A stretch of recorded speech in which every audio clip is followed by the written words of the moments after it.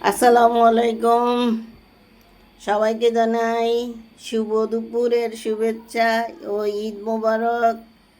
আমার ছেলেটা ঈদের নামাজ পড়ে এসেছে রুটি দিয়ে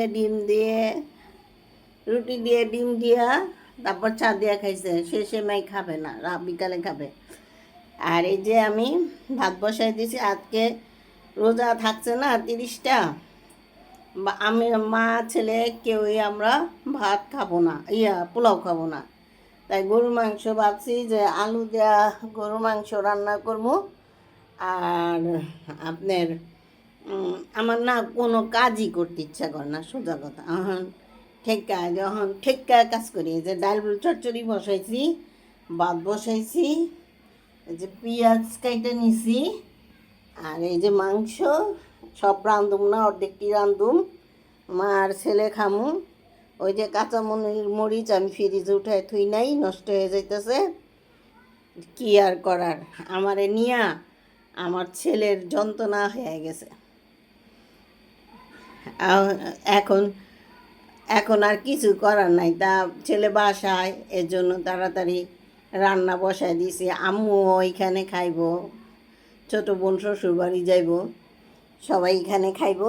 এর জন্য এই বৈশা থেকে কি আর করার, আমি এক কাজ করি, রান্নাটা করেই ফেলি। কেননা আমার বুয়া আসে না। আমার বুয়া একদিন আসলে 4 দিন আসে না, সম্পূর্ণ টাকা দিতে হয়। আজকে আমার বুয়া আসে নেই। হাঁড়ি পাতিল দিয়ে যায়, ঘর দুয়ার মুছা দিয়ে যায়। এই এখন ঈদে তো কেউ সালামি দিব না, আরও সালামি দিতে হয়। ঠিক আছে। আজকে খুব মনে পড়তেছে এই গানটা। দিন যায় কথা থাকে, দিন যায় কথা থাকে, সে যে কথা দিয়ে রাখলো না, চলে যাওয়ার আগে ভাবলো না, সে যে কথা দিয়ে রাখলো না, চলে যাওয়ার আগে ভাবলো না, সে কথা লিখা আছে বুকে।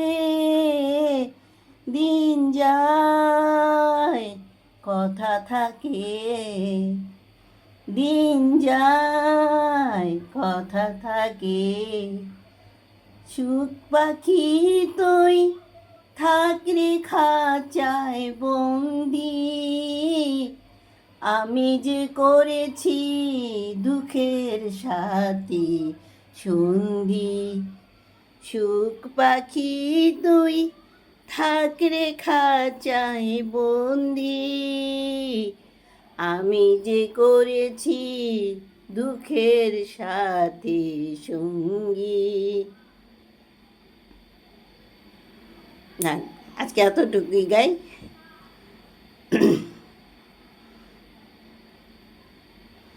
সবাইকে জানাই আমার শুভেচ্ছা। আমি অনেক অসহায়, ভালোবাসার মতো কেউ নাই। কেউ পরিবারে, আমি গরিব বলে কেউ পরিবারে আমার সাথে ভালো মতো, ভাই বোন আত্মীয় স্বজন তারা কোটি কোটি টাকার মালিক, আমার সাথে কেউ ভালো করে একটা কথাও বলে না। কিন্তু আমিও আবার কারোর সাথে কথা বলি না। জানি কথা বললেই ধাক্কা দিয়ে একটা কথা বলবো, তো চুপচাপই থাকি। সবাইকে জানাই, আমার মতো দুঃখিনী যারা আছে এবং যারা সুখে আছে, সবাইকে জানাই ঈদ মোবারক, শুভ দুপুরের শুভেচ্ছা।